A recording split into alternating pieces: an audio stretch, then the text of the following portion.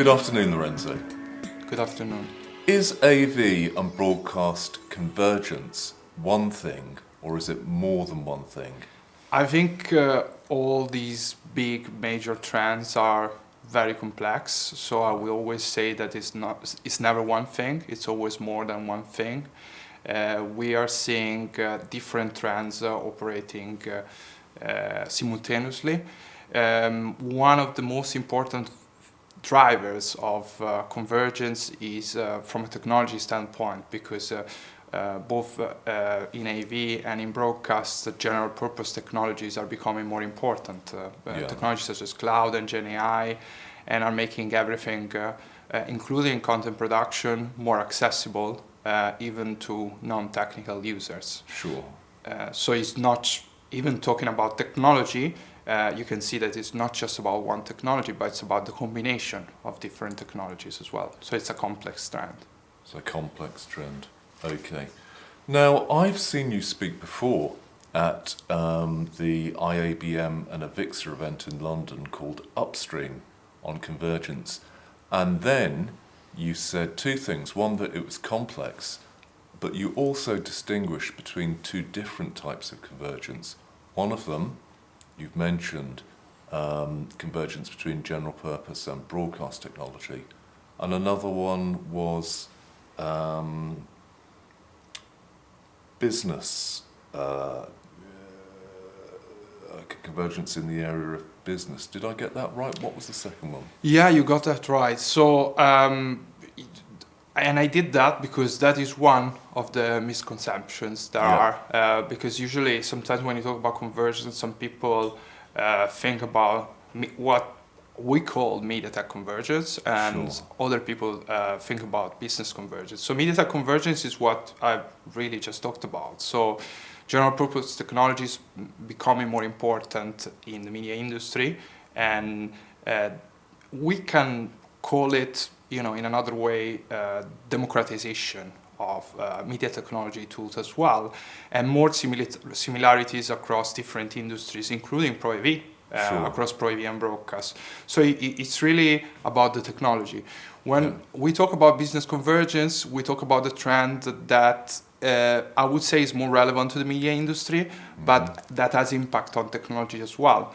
So we talk about a convergence on business models between media and other entertainment sectors such as gaming and betting, to include features from these other sectors. So we've seen, for example, in the media industry that a lot of broadcasters have tried to invest more in interactivity to better interact with audience.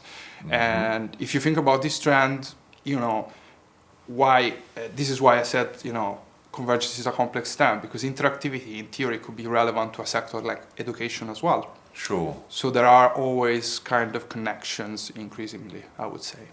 Okay. Now, one of the things I picked up was the idea that gaming was a sector that was of almost like growing and growing and growing, and its influence was spreading across other sectors. Is that something that you see? How do you see that happening? I think so. I think gaming is one of the most important sectors influencing other media sectors as well when you talk about business convergence, particularly because of the habits, the viewing habits of new generations that are very much about interacting with content, playing games, and we've seen,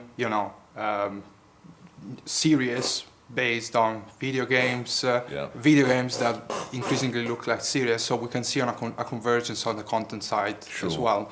So I think gaming is definitely one of the drivers behind convergence, one of the most important drivers, and it's grown a lot in the last few years too.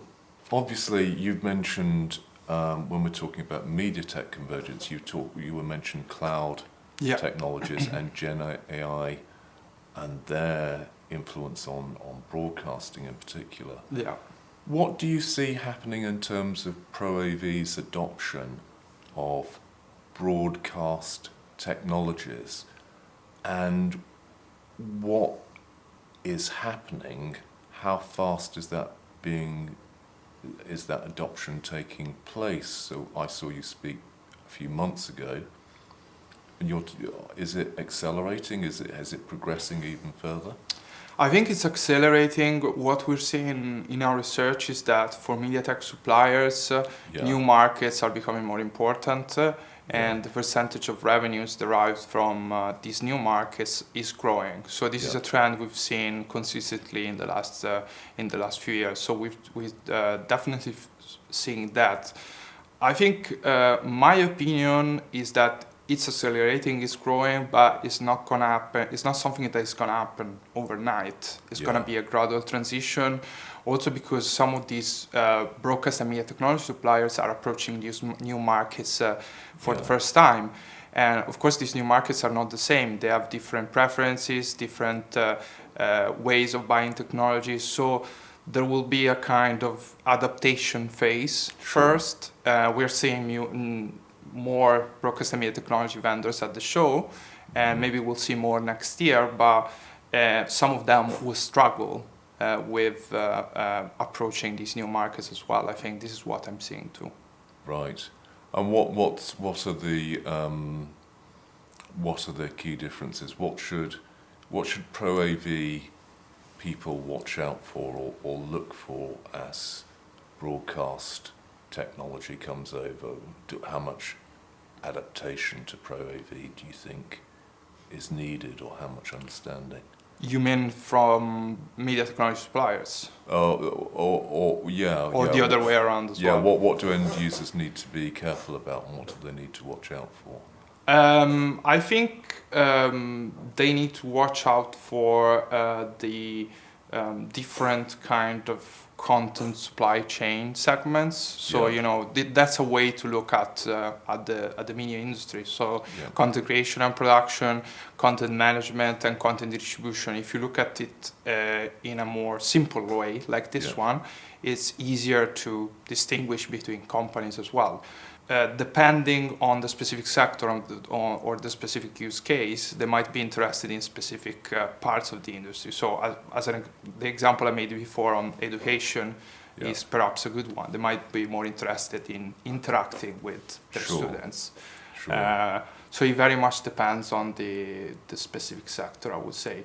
On the supplier front, I think they need to take time to understand these new sectors and also understand the personas. This is one of the topics that we talked about in the panel I did yesterday. The personas and the type of buyers they need to approach in these new sectors, because they know very well about the broadcast and media sector, but they don't know which people to approach in this sector sometimes. Okay. Well, at that point, I think we must stop it here. Lorenzo, thank you very much for joining us, and thank you for answering our questions. Thanks so much. You're welcome. Cheers. Thank you.